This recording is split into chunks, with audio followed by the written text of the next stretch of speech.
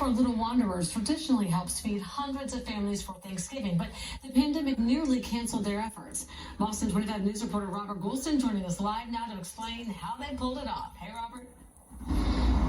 Vanessa and Mark, as we all know, this pandemic has impacted all of us in some way. But when the virus put a program to help families on Thanksgiving up against the wall, a church stepped in to turn it around. Inside hundreds of shopping bags. We've got gravy. We got a bag of carrots. You take one of the pies.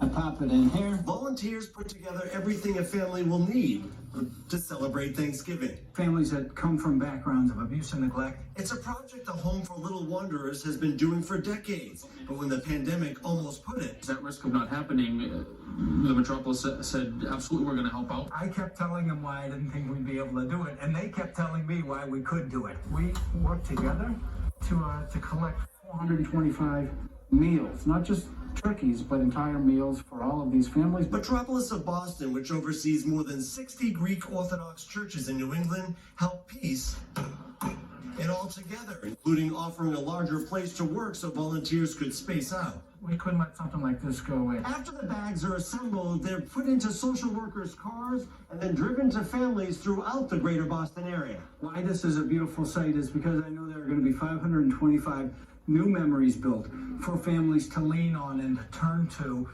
in the future. And ironically, I wanted to help out. The pandemic led to more people getting involved for the first time. It was a great feeling knowing that they're going to have food.